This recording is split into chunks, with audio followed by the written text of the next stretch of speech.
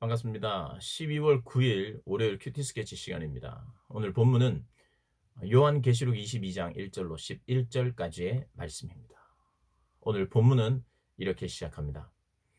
또 그가 수정같이 맑은 생명수의 강을 내게 보이니 하나님과 및 어린 양의 보좌로부터 나와서 길 가운데로 흐르더라.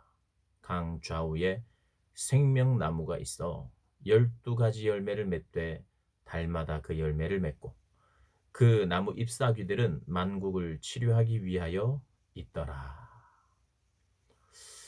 어, 음, 천국 그리고 또 완성된 교회에 대한 묘사입니다. 묘사. 그곳은 생명수 강이 흐른다는 거예요. 생명수. 그래서 우리의 영혼의 갈증을 해소해주는 생명의 물, 생수의 강이라고 이야기합니다. 생명수의 강, 생명수. 그리고 길 가운데로 강 좌우에 생명나무가 있어. 에덴 동산을 만드시고 동산 중앙에 생명나무를 그리고 선악을 알게 하는 나무를 우리 하나님께서 만드셨는데 이 마지막 때에 또 완성된 천국에 생명나무가 강 좌우에 있다고 이야기합니다. 12가지 열매를 맺되 달마다 매달 열매를 맺는다는 거예요. 보통 이 나무는 1년에 한 번, 많으면 2번 정도의 열매를 맺는데 대부분이 한 번 열매를 맺죠. 그러나 매 달마다 열매를 맺는다는 거예요. 얼마나 그 풍성함을 이야기합니다. 그리고 12가지예요. 완전 수죠. 하나님의 수.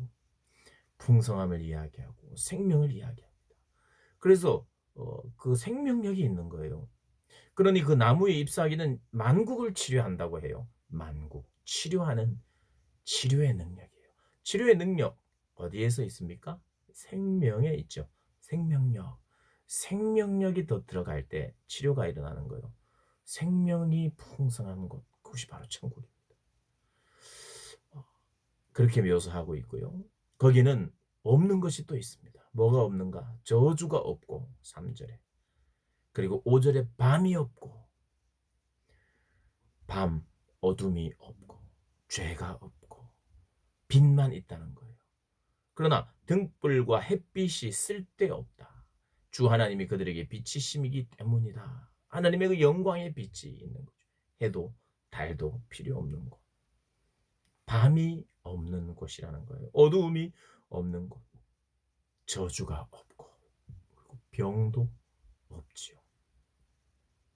근데 그곳에서는 어, 있는 것이 있어요. 또 있는 없는 것은 이런 것인데 있는 것 귀하고 좋은 건 다 있죠. 그런데 오늘 본문에는 가장 중요하게 있는 것 그것은 바로 하나님과 또 그 어린 양의 보좌. 그리고 그것에서 얼굴과 얼굴을 대하여 볼 수 있는 하나님의 얼굴을 뵙게 되는 곳입니다. 천국의 가장 중요한 특징은 어제도 말씀드렸지만 하나님이 우리의 백성이 되는 겁니다. 하나님이 우리 가운데 함께 계셔야 돼요.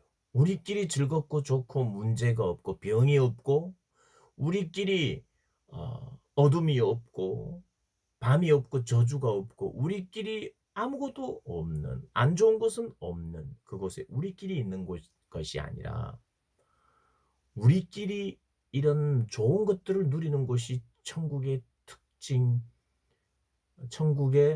중에 하나이긴 하지만 그것과는 비교되지 않을 만큼 가장 중요한 것이 무엇이냐?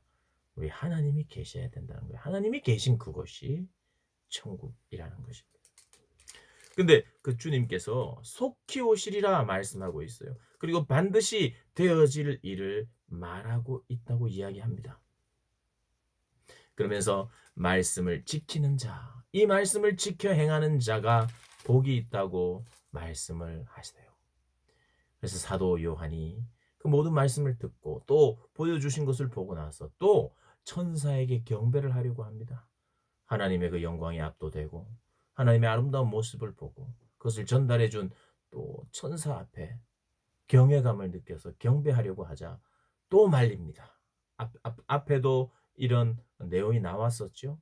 천사에게 경배하려고 하니까 오늘 이렇게 이야기합니다. 나 요한이 내가 듣고 볼 때의 이 일을 내게 보이던 천사의 발 앞에 경배하려고 엎드렸더니 그가 내게 말하기를 나는 너와 내 형제 선지자들과 또 이 두루마리의 말을 지키는 자들과 함께 된 종이니 그리하지 말고 하나님께만 경배하라. 하나님께 경배하라. 라고 한 번 더 확인을 합니다. 하나님을 의지한다.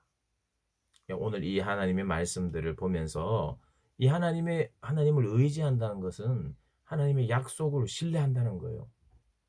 되어질 일들에 대해서 신뢰한다는 겁니다.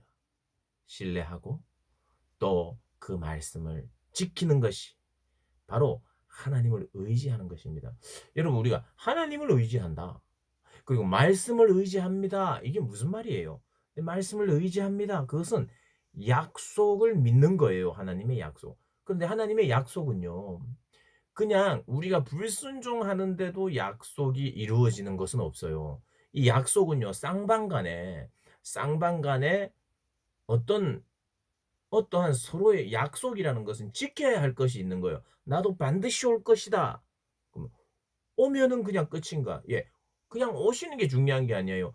오기까지 하나님의 말씀을 지켜 행하는 것이 필요해요. 순종이 필요해요. 약속이란 것은 하나님의 말씀을 의지한다는 것은 하나님의 약속을 믿는다는 말인데 그 약속에는 나의 순종의 부분이 있어요. 이 말씀을 지켜 행하는 것이 필요해요. 이 말씀을 지켜 행하는 자가 약속을 믿고 의지하고 기다릴 수 있는 거예요. 하나님이 약속하셨지 하고 약속을 자꾸 상기할 수 있는 거예요. 하나님의 말씀을 지키지 않고 불순종하고 있는 사람들은 하나님의 약속을 생각할 수가 없어요. 하나님의 약속에는 순종하는 백성에게 내가 그들과 함께 할 것이고 이기는 자에게 내가 복을 줄 것이고 나를 배반하지 않는 그들과 내가 함께 할 것이며 그들은 나의 백성이 되고 내가 너의 하나님이 되리라는 약속이에요. 그런데 죄를 짓고 불순종하고 있으면 그 약속이 생각이 나겠습니까? 그 약속은 오히려 나에게 저주가 될 것 같은데요. 그러니까 하나님의 말씀을 의지할게요. 말씀을 의지합니다. 라는 다른 말은 하나님의 약속을 의지합니다. 라는 말이고 하나님의 약속을 기억하고 생각하고 의지한다는 말은 내가 하나님의 말씀에 순종하고 있을 때 약속을 붙들 수 있는 거예요. 그래서 말씀을 지킨다는 것은 들은 말씀대로 순종한다는 의미고 또 그것이 바로 말씀을 의지하여 그리고 약속을 의지한다는 말입니다. 사랑하는 여러분, 약속을 의지합시다. 신뢰합시다. 약속을 바랍시다. 누가 약속을 바랄 수 있나요? 누가 더더욱 약속만을 바랄 수 있나요? 현재가 너무 어려워지고 예수 믿기 힘들고 예수님 말씀 지키기 힘들 때 그 말씀을 꿋꿋이 지키는 자가 약속을 더 생각하지 않을까요? 그 약속 외에는 위로가 없어요. 하나님을 말씀을 지키고 행하는 자만 하나님의 약속이 그에게 위로가 됩니다.